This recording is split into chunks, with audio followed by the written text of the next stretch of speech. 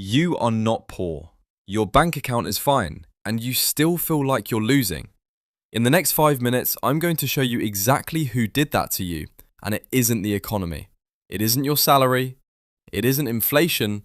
It isn't the price of a house. It's a comparison your brain is running a few hundred times a day, automatically, without asking you, against people who were never real to begin with. Once you see how it works, you can't unsee it, and you stop feeling poor almost immediately. Let's get into it. Let's start with something uncomfortable. On paper, you're doing okay. Maybe better than okay. You earn more than you did 5 years ago. You've got a roof, food, a phone in your hand worth more than your grandparents' first car. By almost every number that has ever existed, you are not poor. So why doesn't it feel that way? Here's a fact that should stop you.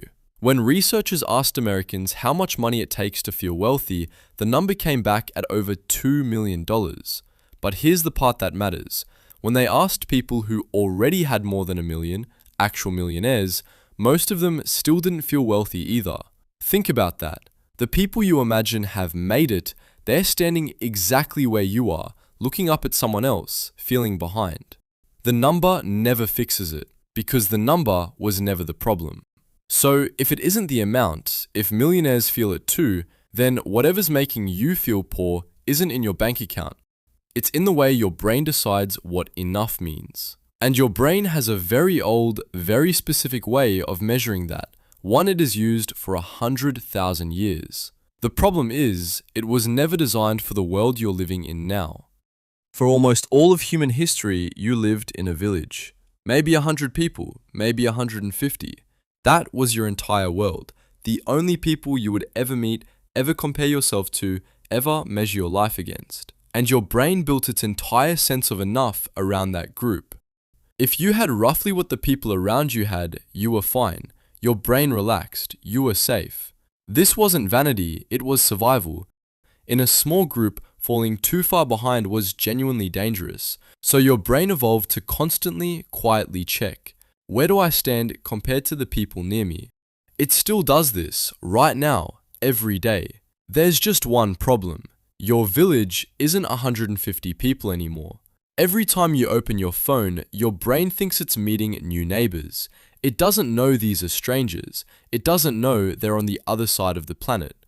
As far as your brain is concerned, every person you scroll past is someone in your village, someone to measure yourself against. So it does the maths it has always done. Where do I stand? Except now it's comparing you, your whole ordinary Tuesday, against 1,000 strangers' single best moments.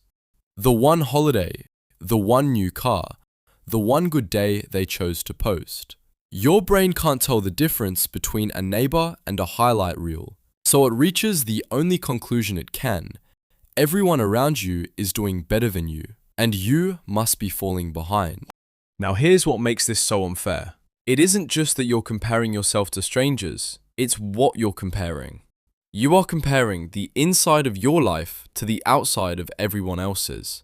You know everything about your own situation, the bills, the doubts, the Tuesday that went nowhere, the argument you had this morning. You live inside all of it. But them? You only see what they chose to show you, the posted moment, the good angle, the part that was worth uploading. Nobody posts the overdraft. Nobody posts the panic. Nobody films themselves lying awake at 3 a.m. wondering if they're falling behind. So the comparison was never fair.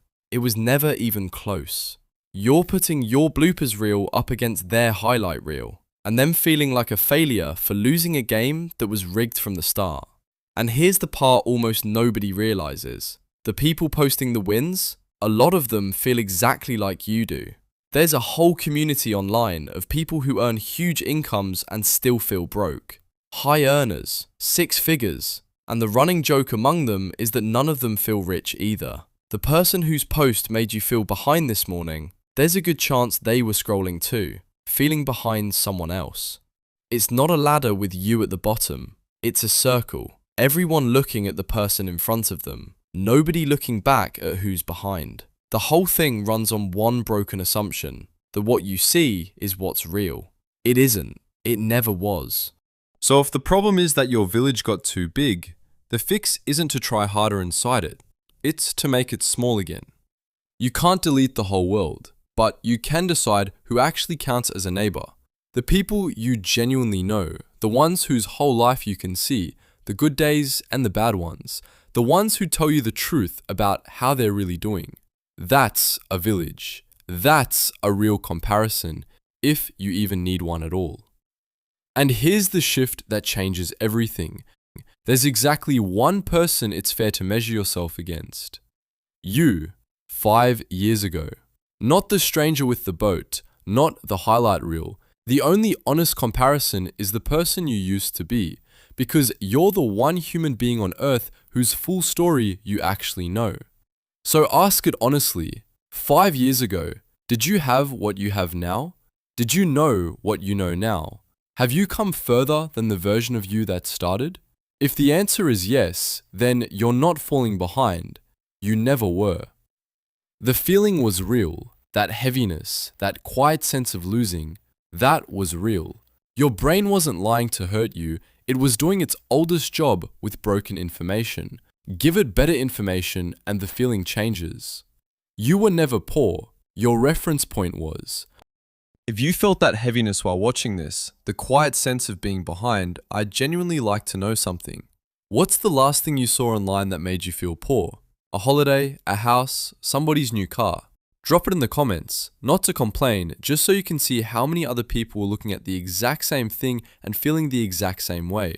That's the whole point. You are never the only one at the bottom. There isn't a bottom. And next time your brain tells you you're falling behind, you'll know exactly who taught it to say that. I'll see you in the next one.